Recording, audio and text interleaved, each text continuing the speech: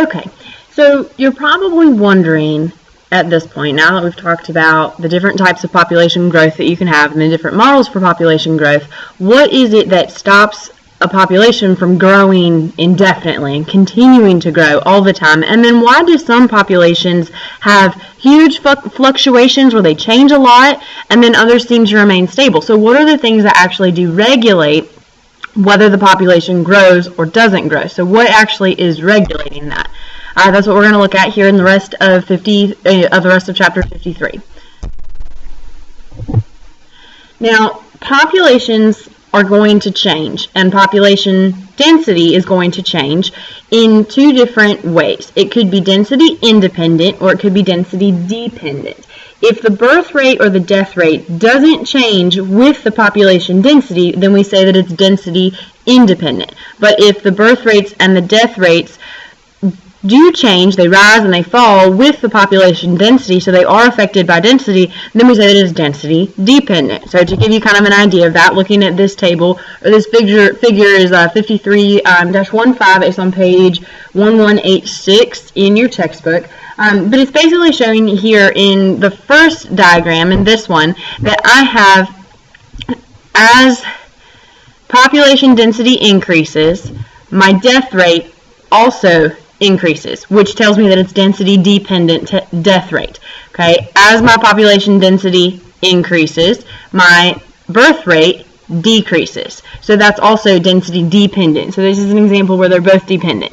Okay, this would be an example where as my population density increases, so as I'm going across the graph from left to right, my death rate remains the same, which is telling me that it is not dependent upon the density of the population. So that's a density independent death rate. Birth rate's the same as the first one, where it's going down as the population density increases. So it is dependent. Okay, coming down here, I have the opposite. Here, as my population density increases, my death rate also increases, which tells me it's density dependent, but the birth rate remains the same throughout the entire time. So that's telling me that it is independent, okay? Now these are both examples, if I have a birth rate or a death rate that is density dependent, this is an example of negative feedback. And this is one of those really important concepts that you're going to want to have several different examples of what negative feedback is. It's one of those things that's like an overarching concept of biology of negative feedback. And so negative feedback just means that as whatever is being produced is continuing to be produced, it's stopping the production of it. Okay, so this is birth and death rates are dependent upon the population density. So they're basically regulating themselves. They're causing the expression to decrease. And so there's a lot of things that can affect birth rates and death rates that are density dependent. Lots and lots of things that can happen in the population, and so it's kind of hard to generalize what those things are. But I'll give you a couple of examples. In a crowded population, if the population density increases, then the density is going to make it harder to get resources because there's more of them, and so that's going to result in a lower birth rate because less of the mothers are able to get access to the resources they need to be healthy and to have offspring. So that can affect the birth rate. So this is an example of those sheep on that Herta Island. So if you look at it, the percentage of the juveniles that produce lambs, okay, that's this number on my y-axis, and then my x-axis down here is population size. So we see a trend that as the population increases, the juveniles that produce lambs, so the amount of mothers that are going to have babies, goes down. So this shows that there is a relationship between reproduction and population density. Okay, some organisms are also very competitive when it comes to their territory, and that can limit the density. So, like for instance, cheetahs are really territorial. They use chemical communication to warn other cheetahs of their boundaries. Lions are like that.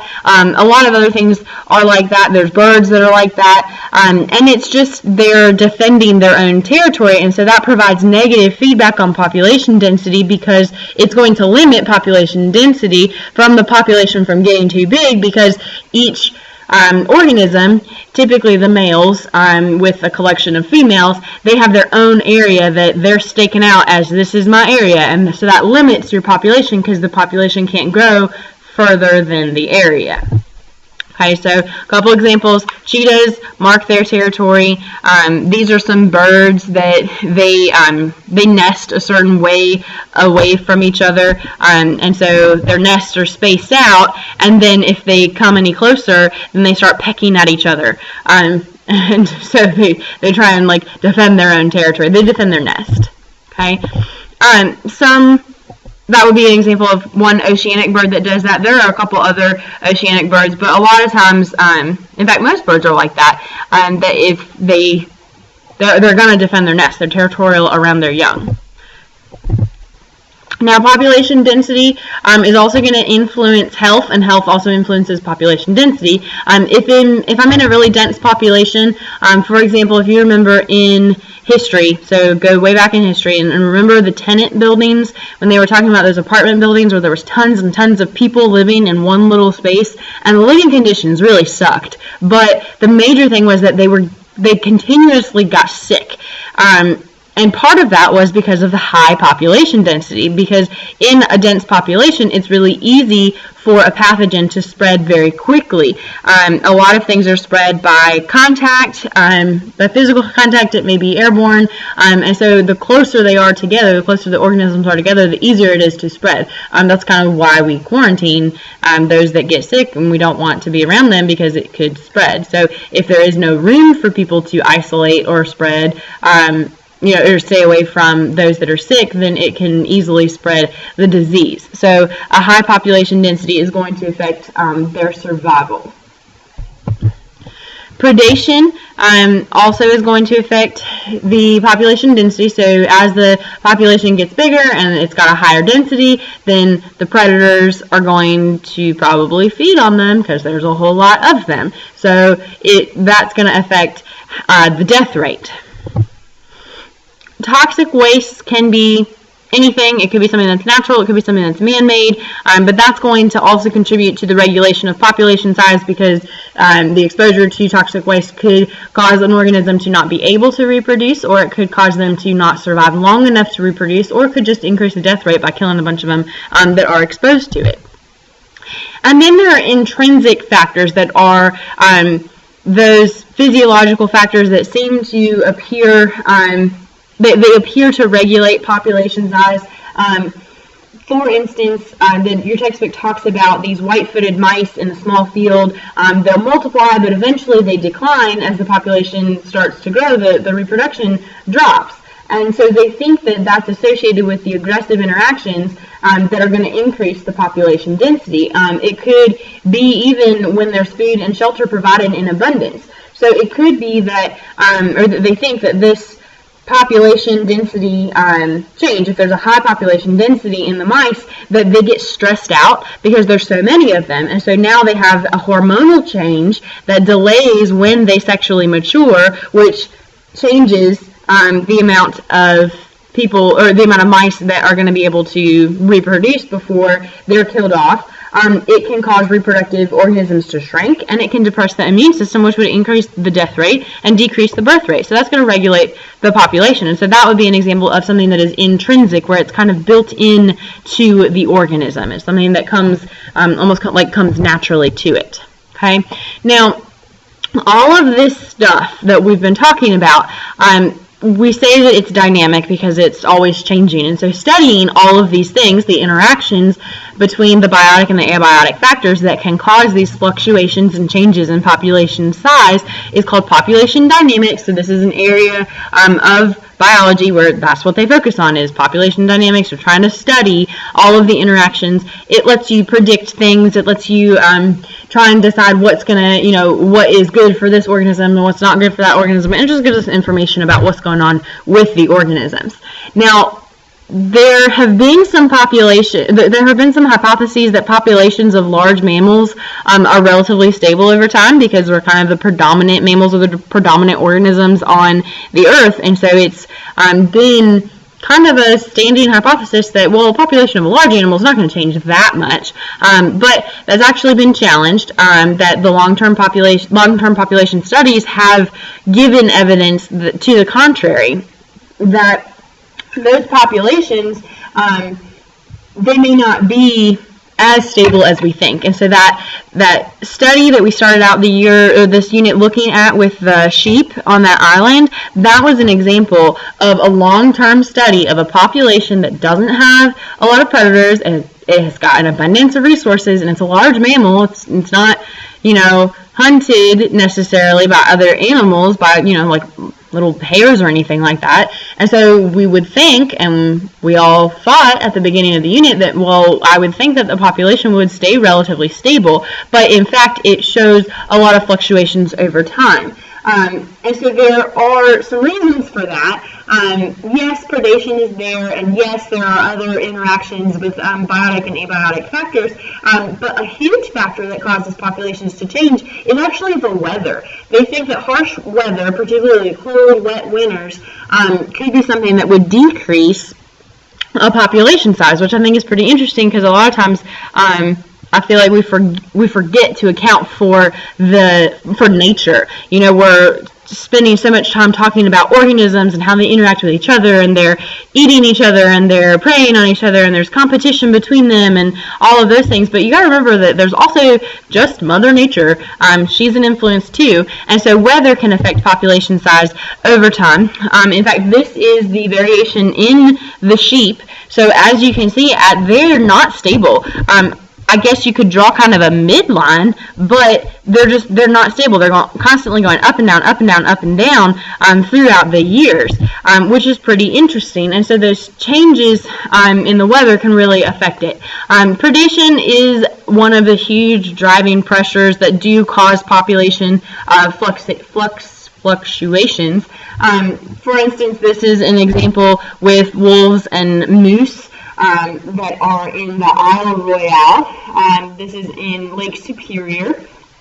And they're looking here in this graph about the fluctuations in it. And we know that predation is something that really does affect a population, but exactly how does it affect it? I think we need to remember here that one affects the other, that they're both affected by the changes in population. So as the wolves increase, then the moose decrease, and then as the wolves, because the moose decrease, then the wolves decrease too, and when the wolves decrease, well, now the moose will increase, and because the moose increase, there's more food available to the wolves, and the wolves are going to increase a little bit. So it's kind of a back and forth type of thing, which is always interesting to look at. You probably remember the lynx and the hare populations. That's one of the standard examples from intro biology, from Biology 1, looking at population cycles with predator and prey. And in fact, there's actually a lot of things, there's more going on than just the predator-prey relationship. While it does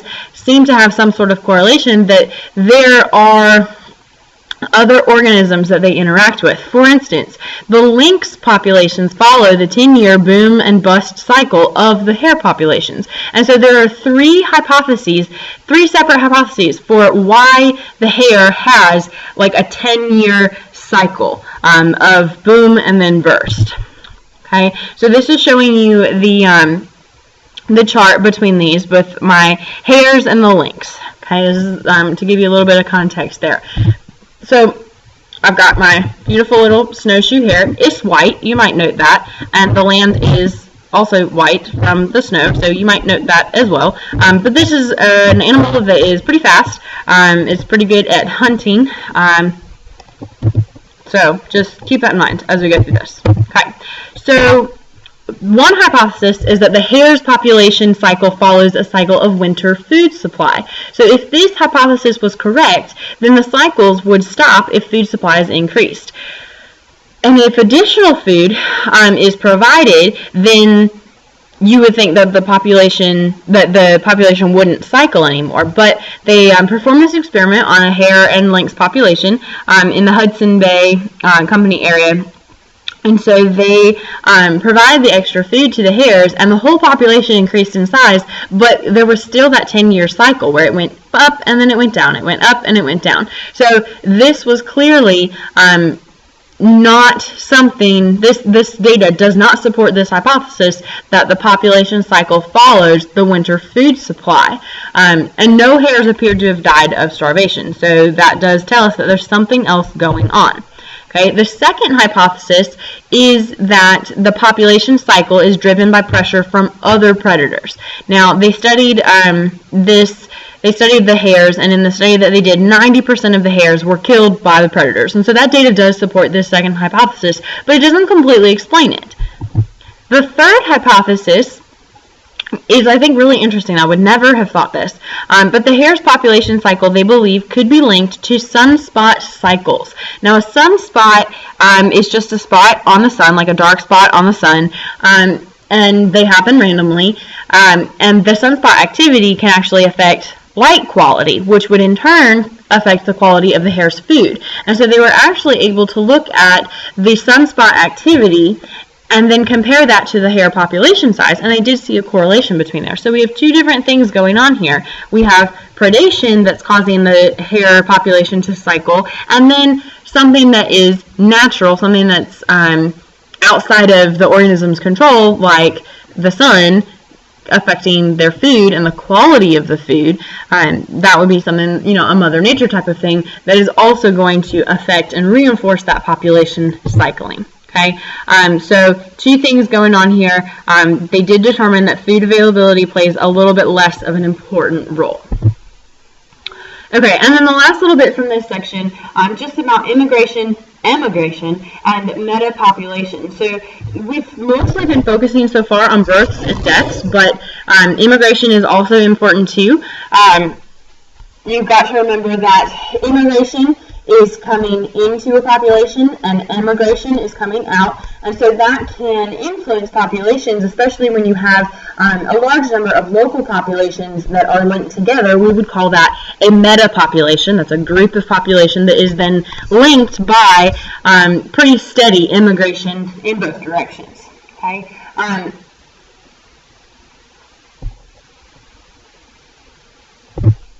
Okay, here is an example. This is showing you the Glanville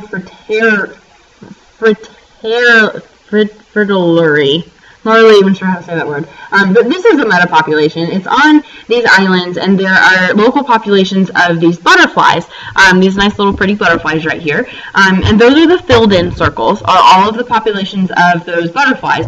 And it's only a fraction of the suitable habitats, which are the open circles. So the open circles are representing that. And so individuals move between the local populations, and they colonize unoccupied patches. So we would call this a metapopulation because it's a lot of small populations that are linked together by the immigration.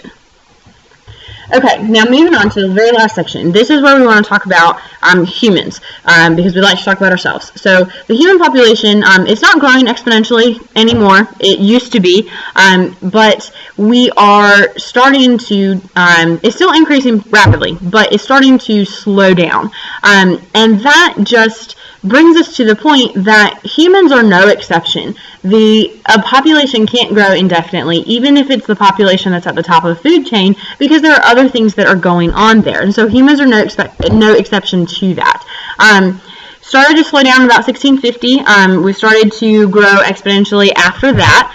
So if you look here, this is a graph of kind of what's going on with it. Time is on the bottom, and then our human population in the billions. So we're all the way up here. I'm not sure what the last count is, but we have billions and millions of people on the planet.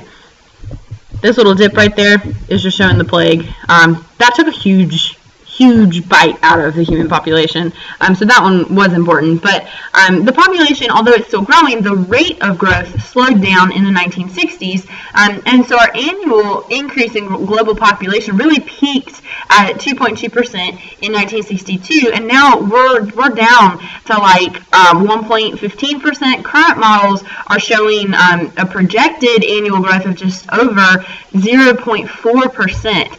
It still adds millions of people per year if the population, were to get up to the 9 billion, people, but in 2050 they estimate that we're talking like less than 0.5% a year. And so that reduction in the growth rate is showing that human population has kind of like starting to flatten off, stopping the true exponential growth, because exponential growth is supposed to be a constant rate. And so this is showing you that there are other things that affect population dynamics, like diseases and voluntary population control. People aren't having babies because they don't want to. Lots of things that are changing the sizes of our population. And so if you look here, this is showing the annual percent increase. This is basically showing that, like I just said, the 0 point, in 2005, it was 1.15%. And then down here, projected data, this is the dotted line is the projected data. So in 2050, they think it's going to be about 0.4% of an increase. Now, in order to maintain stability, a regional population, before we're just talking about global population, but a regional population is going to be one of two things. We could have a high birth rate and a high death rate, which would be zero population growth, or we can have a low birth rate and a low death rate, which would be also zero population growth. And so this transition is moving from the first state to the second state, where we have zero population growth because there's a high birth rate and a high death rate, as opposed to a low population growth with a low birth rate and a low death rate. So movement towards the second is called demographic transition, and that's just kind of comparing the transition between different regions. For instance, if I had a country that is really industrialized compared to one that is not, like a first world country compared to a third world country, they would fall into different categories, and so they do change throughout time. For example, so Sweden, we say, is a very highly industrialized country, and then Mexico would be one that is less industrialized. And so this is showing you the transition kind of between them, and they do think that there is an association between the demographic transition and the increase in healthcare and sanitation. Even education has an effect on the demographics, because if women are starting to have access to education, especially to higher education, then they're going to, as they have access to education, they prolong having children, and so that changes the birth rates and the death rates from being pretty high to being pretty low. Now, most of that global population growth that we were just talking about is concentrated in the developing countries, and again, there is a correlation there between the healthcare, access to education, and things like that, diseases as well. So in a lot of your third world countries, you'll see they're less industrialized countries, to be politically correct. You'll see a very high birth rate, but you'll also see a very high death rate. And you go to a little bit more advanced, more industrialized country, you'll see a lower birth rate, but also a lower death rate. Now, one important factor in the growth trends is the age structure of the country or the region, and that's just a relative number of individuals at that age. So I'm basically making a chart to show the population that's at that age. So, for instance, this is Afghanistan. There's not a whole lot of people, male or female, that are up here in the 80s. There's a lot of people that are young, and then it slowly is getting smaller. Okay, that shows rapid growth. This is a slow growth. This is a pretty typical trend for the United States, where I have a relatively the same amount of people all the way through their life until we hit, the late 50s, starting to hit 60s, and then it's starting to decrease. This shows a population with no real growth at all, would be Italy, where it starts out with small, and then we have a high amount that are in the Middle Ages, and then a low amount for the higher ages. And so this basically, you can use an age structure diagram to predict a population growth trend. For instance, if I wanted to do some research and I could pull up information, I could go right now over to whatever country I wanted to. I could go to Australia, and I could pull all the people and count how many there are in each category, and it should fit into one of these pictures. It should be either like this, or like this. And so that would give me a prediction about whether or not there's rapid population growth, slow growth or if there's no growth going on in that area. So that can also give me information about the social conditions. It helps us plan for the future, helps us know kind of what direction the world is going to be taking. And this is one of those things that is an important tool when they start predicting, what it's going to be like in 2050 or in 200 or whatever it is. Okay, now infant mortality and life expectancy at birth also greatly varies between developed and developing countries. It doesn't capture a wide range of the human condition. It doesn't necessarily tell us everything about what's going on there, but this does kind of give you a little bit of a perspective about the social condition there in an industrialized country. This is infant mortality. In an industrialized country, we have low infant mortality. So that tells us that in these countries, there's not very many children that are dying, which means we must have really good healthcare systems and other things that are in place, or we're not having children if we know we can't take care of them. Things like that that tell you about the human condition there. In a less industrialized country or in a developing country, we have a higher mortality rate. The life expectancy would show the opposite kind of a trend.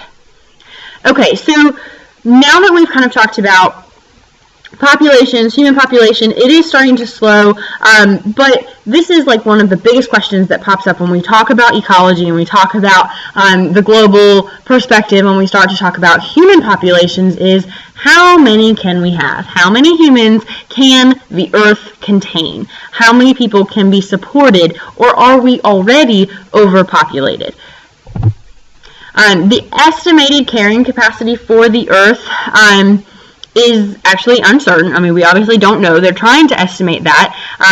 The very first known estimate was 13.4 billion. That was made back in the 1600s, which the estimates have varied ever since then, from anything from 1 billion to more than 1,000 billion. So people really don't know. Carrying capacity is really hard to estimate. It's really difficult because there's a lot of different methods, and so you can use all kinds of things. You can use a curve like the logistic equations that we've been using. You can use generalizing things like looking at maximum population density and then looking at the actual area of habitable land. You can base your estimate on something that is just one limiting factor like food. You could look at the amount of available farmland, the diet, how many calories needed per person per day, and just do the math. So there's a lot of different ways to get to that answer, and I think it's also more complicated because we have technology. So I don't know if you remember in history when they talked about the industrialization and all of those things, where they started building buildings up, where instead of building out, because the land was pretty much all taken, and you got to leave some for farmland, so you can't take over all the farms, and so the solution was to start building higher and taller buildings. So I don't know, I think that makes it kind of hard to look at the Earth's carrying capacity because we can go up and we have other technology that who knows what technology is going to be in 50 years. There may be all kinds of things that can change those limiting factors about food and available land and things like that. So it's really hard to kind of predict that. The average estimate is between 10 and 15 billion people. Now, the limits that we have on human population size, there are actual limits, and so this is kind of how we can determine the carrying capacity, but again, like I said, it gets kind of complicated. But your ecological footprint is a concept that is summarizing the amount of land and the amount of water that is needed to sustain the people of a nation. And so a lot of times you hear people talk about reducing your ecological footprint or your carbon footprint. And that's about trying to say that, you're taking up less or you're requiring less because you're being more environmentally friendly, you're being more conscientious about how much we're using. And so this is one measure of how close we are to the carrying capacity of Earth. Now, every country is going to be very different in its footprint size and the capacity in that country because they're all in different kinds of conditions, and we have some developing and already developed countries. And so that does kind of change things.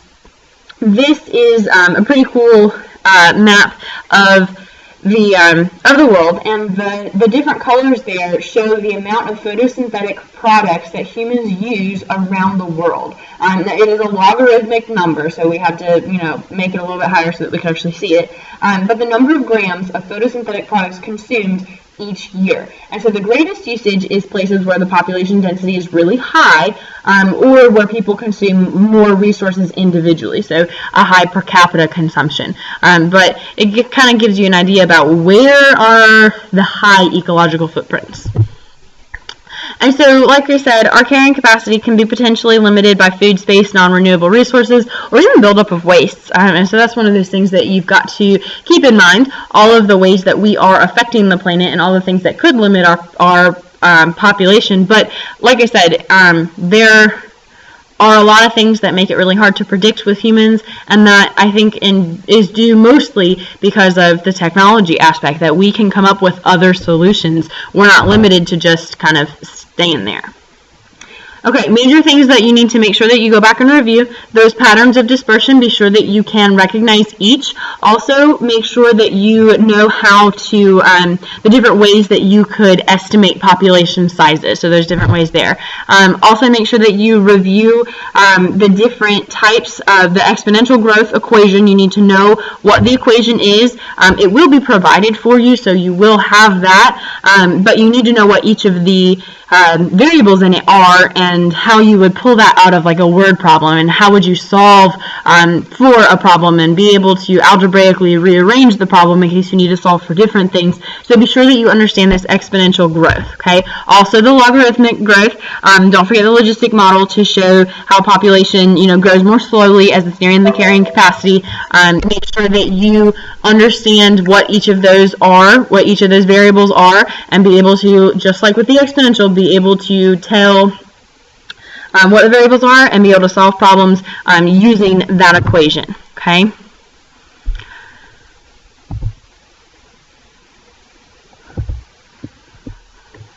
Be sure that you know the different types, the life tables and reproductive tables, type 1, type 2, and type 3 survivorship curves. Be sure you also remember the R-selected and the K-selected populations, differences between those, how we estimate density of a species. Make sure that you're kind of understanding about limited resources, comparing the two models that we have and why do we have two models. And then make sure you go back and review those density-dependent and density-independent factors that could affect a population growth, and how can biotic and abiotic factors control population growth. And then be sure to mention, or in your studies when you're going back and looking at this stuff again, look at those problems associated with estimating the Earth's carrying capacity for humans, and kind of just have a good working knowledge of what are the things that we need to keep in mind when you look at human population growth and the carrying capacity of Earth.